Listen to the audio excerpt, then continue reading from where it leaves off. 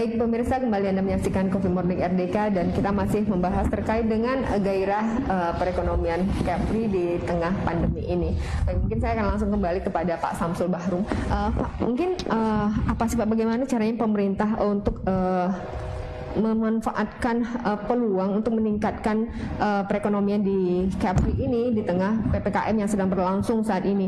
Apakah pelaksanaan vaksin secara massal itu juga membantu untuk meningkatkan perekonomian di Kepri ini, Pak? Iya benar.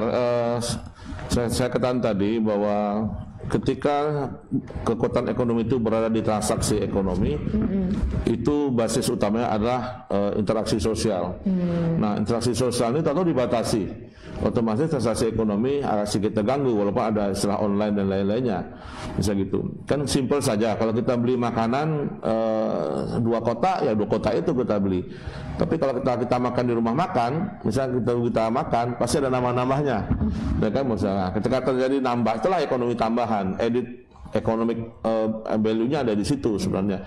Kemudian kita pesan dan kita ketika berangkat pun pasti kita tidak akan menunggu. Ekonomi ini kan tidak boleh menunggu, harus dikejar, bisa gitu. Jadi kalau orang Inggris bilang, don't wait the ship comes to you, but you have to chase over it. Jangan nunggu kapal itu datang kita harus mengejarnya itu. Jadi ekonominya ekonomi yang sebaiknya mengejar, tidak bisa silent and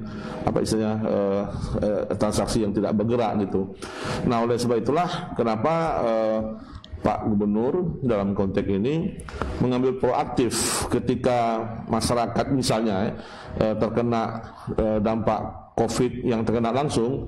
2 pendekatan Pak Gubernur kemarin itu, bagi yang meninggal ya di PKPM 4 kemarin ya khususnya, itu langsung dibantu 3 juta.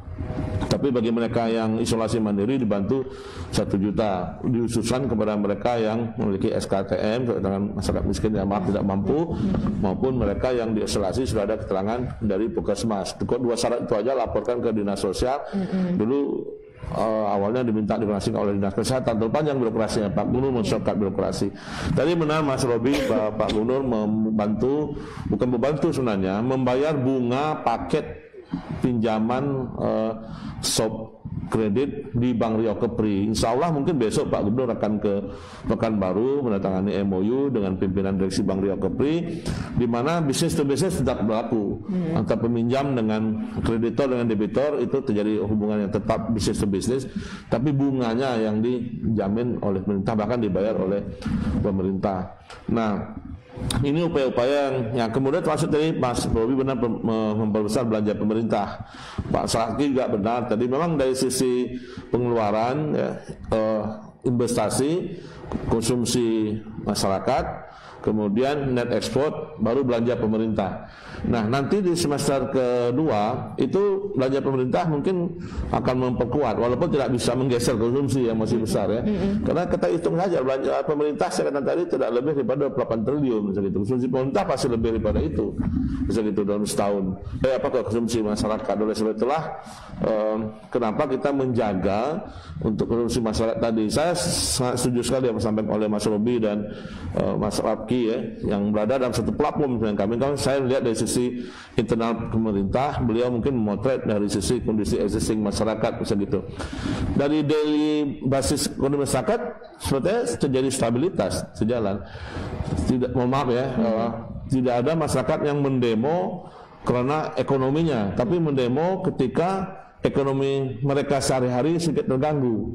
Mungkin kita di pegawai negeri work from home, tapi gaji jalan terus. Tapi masyarakat tidak mungkin work from home, karena mereka adalah work out of home.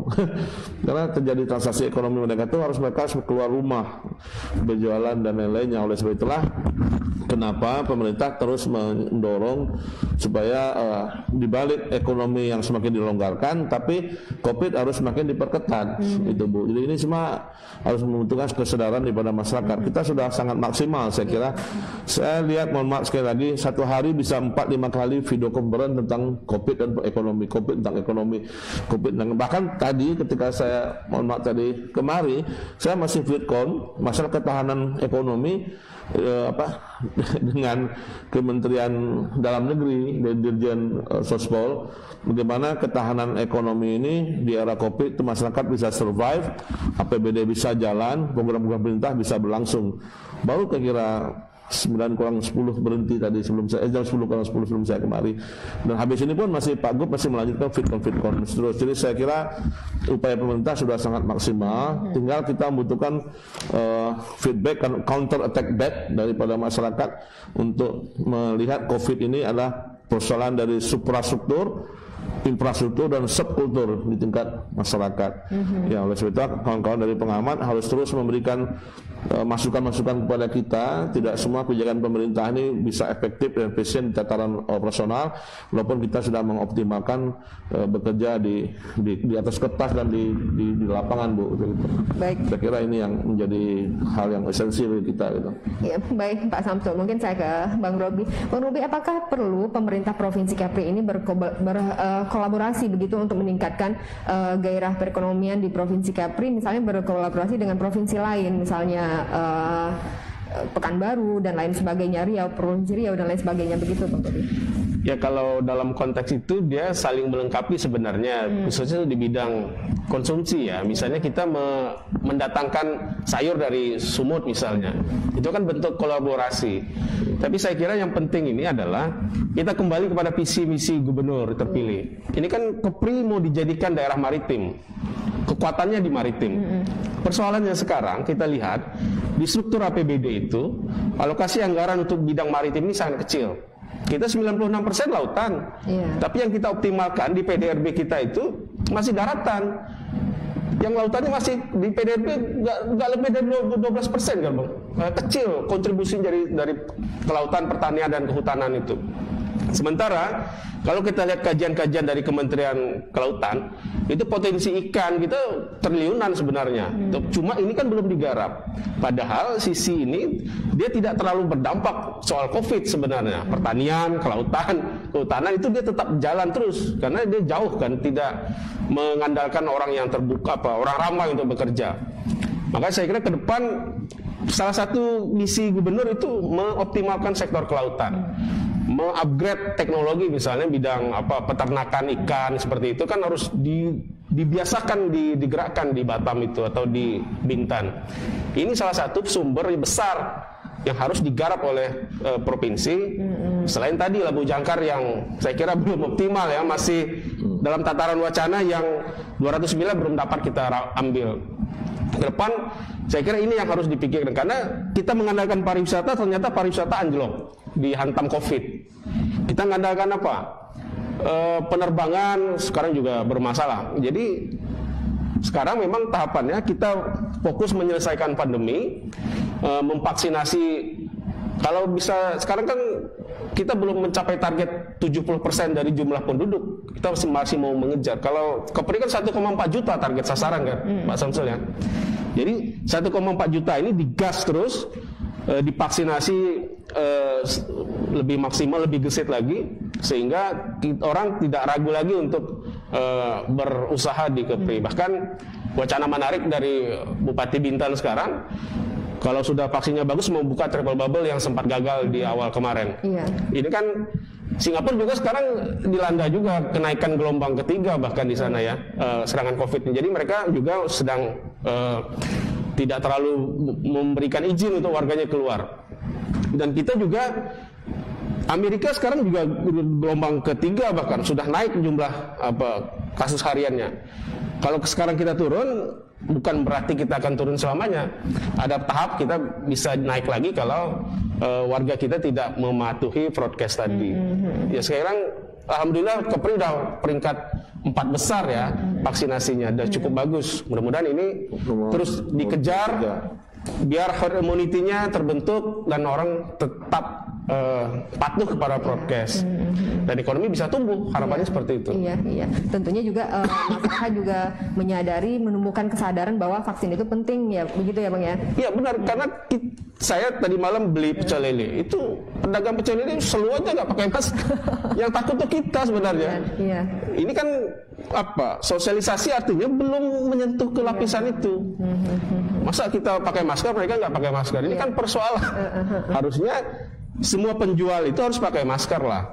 Karena harus sosialisasinya yang harus menyentuh itu ini menurut Bang Robi ini seharusnya seperti apa lagi sih Bang gitu, karena pemerintah rasanya sudah cukup untuk memberikan sosialisasi gitu.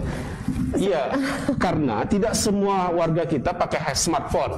Di pulau-pulau sana nggak banyak yang pakai smartphone. Jaringan koneksi internet kita juga masih terbatas. Mereka yang tidak memahami pentingnya menggunakan broadcast ini yang harus dikejar terus. Saya kira Tanjung Pinang agak mulai down nih, mulai sosialisasinya agak mulai kurang, karena merasa sudah bagus, BOR-nya sudah mulai turun ya, kasus hariannya mulai rendah. Tapi jangan lengah. Ketika semua orang udah mulai nggak pakai masker lagi, nanti naik lagi. Ya, ini harus kita jaga. Ya, baik Bang Robi. Baik pemirsa, kami masih terhubung dengan Bapak Rafki Rashid melalui Zoom. Pak Rafki, baik Pak, saya ingin minta tanggapan Anda, apakah memang Provinsi Kepri untuk meningkatkan gairah ekonominya perlu berkolaborasi dengan provinsi-provinsi lain. Bagaimana menurut Anda, Pak? Ya, kalau dengan provinsi lain ya tentu nggak begitu penting ya. Indonesia sih nggak begitu dibutuhkan saat ini. Yang diperlukan itu adalah kolaborasi di dalam provinsi Kepri sendiri. Artinya antar Kabupaten Kepri dan antar stakeholders yang ada di Kepri, seperti merangkul tokoh-tokoh masyarakat, merangkul yayasan ataupun asosiasi yang ada untuk mensukseskan vaksin misalkan. Itu kolaborasi yang harus dilakukan oleh pemerintah. Nah, saat ini kami Apindo sendiri sudah berkolaborasi cukup lama sejak April dengan pemerintah Provinsi Kepri, Dinkes ya, untuk memvaksinasi masyarakat Kepri. Jadi di Apindo sendiri itu rutin setiap minggu itu melaksanakan 2 kali sehari, Sabtu Minggu. Itu sampai saat ini kami sudah memvaksin 110.000 orang masyarakat Kepri ya di Apindo saja. Hanya di Apindo saja kita sudah memvaksin 110.000 atau 120.000 yang kalau dihitung yang minggu kemarin. Kemarin 17 Agustus kemarin kami sudah memvaksin 7.676 ya, 7.676 pelajar di tanggal 17 Agustus kemarin. Nah, ini khusus pelajar. Nah, ini agak timpang sedikit mungkin titip pesan ke Dinkes, karena pelajar remaja 12 sampai 17 tahun ternyata masih banyak yang belum divaksin. Jadi kami nanti berikutnya akan kami arahkan vaksinasi itu untuk pelajar 12 sampai 17 tahun. Nah, yang juga timpang sebenarnya harus hati-hati di sini masalah vaksin itu adalah vaksin antara vaksin pertama dengan vaksin kedua. Jadi kalau penyelenggara vaksin yang ada sekarang itu hanya melaksanakan vaksin pertama. Ketika datang jadwal vaksin kedua, itu masyarakatnya bingung cari vaksinnya kemana. Harusnya ketika sebuah institusi melaksanakan vaksin pertama, mereka juga bertanggung jawab melaksanakan vaksin kedua. Nah, di sini dikatakan vaksin pertama sudah 65% lebih, ya, hampir 70% lah untuk Kepri. Tapi untuk vaksin keduanya masih di bawah 30% kalau tidak salah.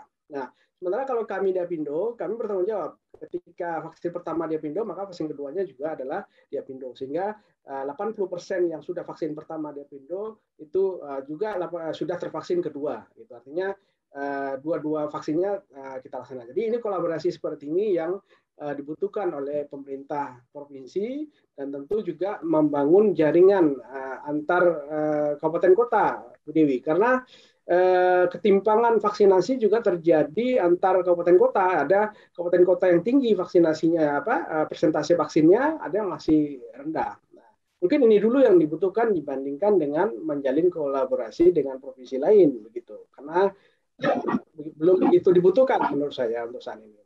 Ya, baik Pak. Terkait mungkin tadi Bapak menyebutkan ada ketimpangan antar kabupaten kota terkait vaksinasinya begitu. Nah, ini apa sih Pak yang menyebabkan ketimpangan ini terjadi? Ya, terutama itu karakteristik daerah. Karakteristik daerah dan juga kemauan dari masyarakat serta kesadaran dari masyarakat serta kemauan dari aparat ataupun kepala daerah setempat begitu ya. Ada kepala daerah yang betul-betul mendorong vaksinasi itu cepat terlaksana di daerahnya, ada yang enggan gitu karena alasannya masyarakatnya masih banyak yang nggak mau divaksin sebagai contoh gitu. Nah, untuk di Batam sendiri itu sudah cukup besar ya. Animo masyarakat untuk divaksin tinggi, kepala daerahnya juga memfasilitasi dengan meminta jumlah vaksin yang banyak ke pemerintah provinsi dan juga ke pemerintah pusat. Pemerintah provinsi saya pikir cukup selama ini cukup intens ya meminta vaksinasi ke pusat. Sebagai contoh untuk vaksinasi pekerja di Kota Batam saja itu perjuangan Pak Gubernur, saya pikir ke Pak Erlangga waktu itu meminta banyak sekali yang diminta waktu itu sehingga hampir seluruh pekerja di Batam itu sudah tervaksin akibat perjuangan Pak Gub waktu itu. Nah sekarang kepala daerah di tingkat 2 atau kepala daerah kabupaten kota itu harusnya juga ikut dengan gerak langkah seperti itu. Ya kalau Batam sudah oke, sudah sudah juga termotivasi untuk segera memvaksin masyarakatnya. Tapi untuk daerah lain, sebagai contoh waktu itu Natuna kami kelimpahan vaksin AstraZeneca waktu itu dari Natuna karena nggak terpakai katanya mau kadaluarsa, akhirnya dipapor ke Batam karena waktu itu nggak terpakai. Sebagai contoh begitu. Nah ini juga selain geografis ya, lokasi geografis yang ada yang jauh, ada yang di pulau tadi sudah sampaikan, ada yang di pulau yang nggak terjangkau begitu ya. Nah ini menghambat program vaksinasi. Di Lingga juga, saya pikir kemarin Lingga ketika kami dengan Pak Gubernur meluncurkan vaksinasi kedua di Apindo, ya itu Lingga melaporkan masih kecil untuk masyarakat yang tervaksin. Jadi mungkin ini yang kolaborasinya seperti itu, Bu Dewi. Artinya pemerintah kabupaten kota harusnya mendukung setiap program dari pemerintah provinsi, begitu. Terutama untuk penanggulangan COVID-19 dan vaksinasi. Rafki, terkait dengan tadi Bang Robi menyinggung bahwa pemerintah juga memaksimalkan potensi kelautan Provinsi Kepri yang besar itu belum maksimal seperti salah satunya Legojang. Karena bagaimana menurut Anda sendiri Pak untuk meningkatkan gairah ekonomi ini Pak, memanfaatkan potensi Kepri yang 90%-nya adalah laut begitu? Nah, kita dalam visi misi Pak Gubernur sudah mengutamakan potensi maritim.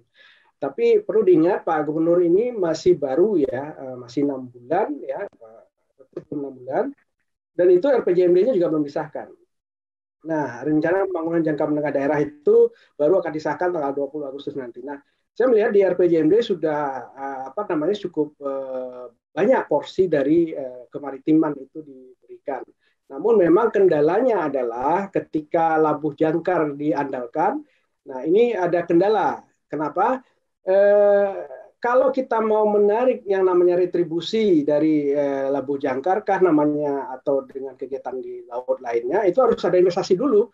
Nggak bisa tidak ada kontribusi kemudian ditarik retribusi, itu nggak bisa. Kalau retribusi dia pemerintah harus berikan dulu fasilitasnya, infrastrukturnya, kemudian baru ditarik retribusi. Nah, saya melihat ada ratusan miliar investasi yang harus dilakukan kalau mau memanfaatkan Labuh Jangkar. Dan ditambah lagi dengan aturan untuk Labuh Jangkar sendiri ada 5 blok kalau tidak salah di Kepri itu satunya yang besar itu sudah dikuasai oleh BP Batam, artinya itu nggak bisa diganggu-gugat seperti pelabuhan Batu Ampar. Nah kalau Labuh Jangkar di Batu Ampar itu nggak bisa masuk ke provinsi. Kalau nggak salah hanya 2 blok yang bisa masuk ke pemerintah provinsi, itu ada di Berakit ya, satu lagi Tanjung Riau kalau tidak salah yang bisa masuk nanti untuk penghasilan Provinsi Kepri, artinya untuk PAD-nya Provinsi Kepri. Nah ini memang kelihatannya kita 96% laut ya, di RZPP 3 itu bahkan 98% kalau tidak salah disebutkan lautan kita. Namun ya tentu dibutuhkan ini perjuangan ke pusat. Nah ini ke Bang Samsul mungkin perjuangan ke pemerintah pusat karena regulasinya masih banyak di pusat. Sebagai contoh tambang ya, tambang di laut gitu ya. Tambang itu nggak cuma di darat tapi di laut juga itu banyak aturannya masih kewenangan pusat. Nah ini dibutuhkan lobby-lobby ke pusat bagaimana ini dilimpahkan ke pemerintah provinsi. Termasuk Labuh Jangkar sendiri masih ada sebagian yang masuk ke pusat seperti di Batu Ampar itu. Nah, memang tidak mudah. Ini perlu kerja keras untuk mewujudkan visi Pak Gubernur untuk menjadikan potensi kemaritiman ini sebagai penggerak ekonomi di Kepri gitu.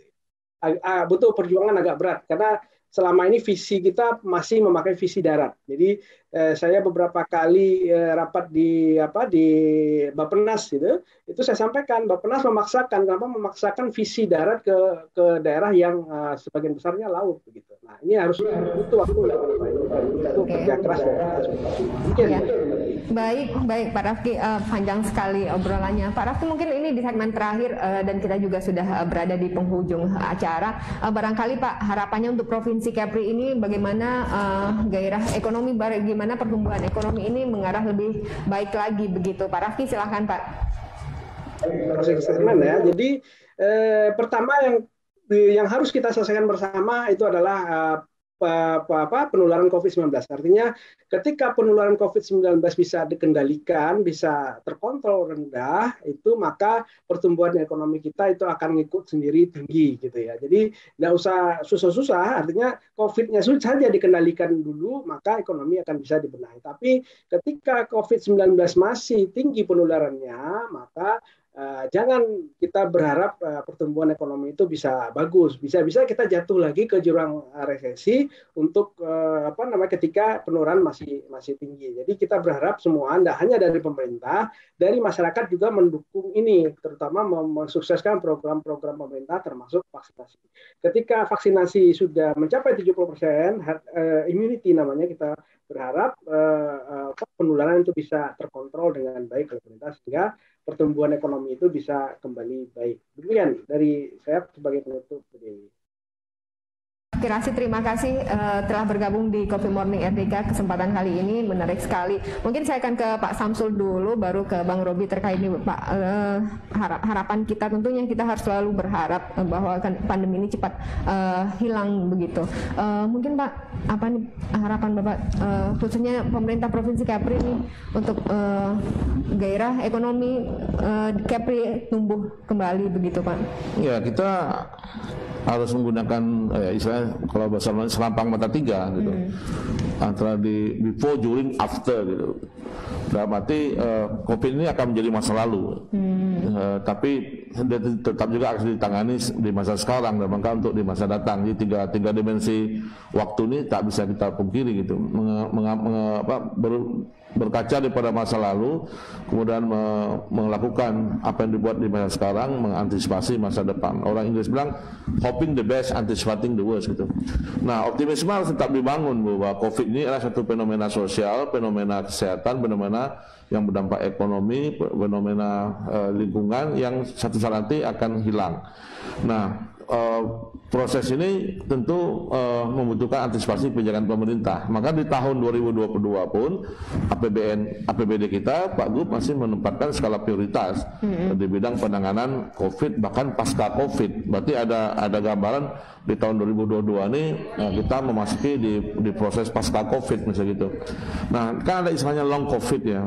Pasien sendiri pun ada istilahnya long COVID. Long COVID adalah dampak yang disebabkan oleh penyakit COVID yang masih dirasakan di proses-proses recovery. Injury time-nya sudah lewat, proses recovery-nya masih ada. Nah, kami mengestimasi tahun 2022-2023 itu masih recovery-nya ekonomi sekaligus recovery-nya di era COVID. Tapi sudah ke tren yang semakin membaik ya. Oleh sebab itulah tahun 2019 kita belum merasa apa-apa, tahun 2020 kita betul-betul terkena COVID dirasakan sekali. 2021 kita sudah semakin mampu melakukan adjustment. Tentu di tahun 2022 kita sudah semakin memahami COVID di 2 tahun terakhir ini itu dampak hulu dan hilirnya segitu, downstream dan upstreamnya. Oleh sebab itulah kebijakan pemerintah pun yang saya lihat sekarang ini di APBD kita yaitu tetap mengedepankan aspek pendidikan. Itu tadi saya ketahui dari Bu, ya kan, ini untuk long term investment ya, terus terang saja. Kemudian yang kedua aspek kesehatan, yang ketiga aspek infrastruktur dan berdimensi ekonomi berkelanjutan dan ekonomi yang berlanjut, yang dengan menempatkan dua arah.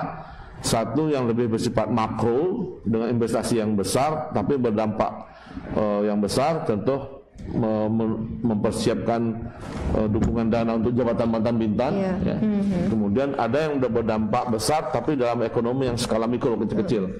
Nah, itu dipecah-pecah kegiatannya sehingga bisa memeratakan pembangunan baik, bahkan di di pokir-pokirnya anggota dewan, mohon maaf sekali lagi, itu sangat jelas sekali bisa kita baca. Saya mohon maaf ya, ada dari 3 sampai sekian miliar, itu fokusnya lebih banyak ke pemerataan ekonomi di tingkat masyarakat, sehingga pekerjaan yang diberikan itu lebih bersifat swakelola, swadaya, di mana dana tersebut langsung masuk menuju ke dapil masing-masing anggota dewan. Jadi kita bisa lihat di sini bahwa redistribusi anggaran pun telah terjadi di era Covid secara politik, politik anggaran atau anggaran yang berbasis dimensi politik tadi. Ini satu hal yang patut kita syukuri ya, terlepas dimensinya politik tetapi tetap hulunya dari politik, hilirnya tetap akhirnya kembali ke masyarakat. Ini dirasakan langsung oleh masyarakat.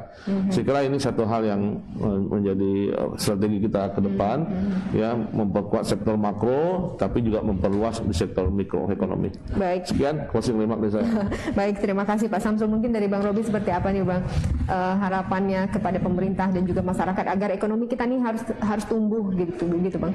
Ya, jadi ke depan yang harus kita hadapi ini adalah hilangnya generasi. Ini yang menjadi kewaspadaan semua warga dunia ya. Iya. Akibat Covid ini sistem pembelajaran tidak berjalan maksimal. Iya. Ini hilangnya satu generasi ini berbahaya. Jadi ini harus diantisipasi melalui dinas pendidikan. Jadi dana APBD itu digas di dinas pendidikan supaya siswanya tidak terlalu kehilangan kemampuan akademik mereka. Kemudian Pak Gubernur saya kira ke depan harus target di RPJMD-nya di pertumbuhan ekonomi itu harus sesuai dengan janji kampanye beliau. 7% dong dipatok di RPJMD. Jangan 5% atau 4%. Saya lihat di RPJMD itu hanya 4% sampai 2026. Ini kan pertumbuhan ekonomi yang tidak optimistis gitu, tapi sangat moderat, tidak baik ya. Jadi harus dia tingkatkan biar OPD-nya lebih gesit kerja gitu untuk mengejar target RPJMD yang tinggi. Kalau target RPJMD-nya rendah, pertumbuhan ekonominya ya slow aja nanti dinas-dinasnya. Kemudian dunia sekarang menghadapi kenaikan orang kaya gitu. Middle class-nya agak tinggi ya ke depan. Jadi persiapkan di Kepri ini menghadapi masa itu. Masa di mana orang kaya baru itu bertambah.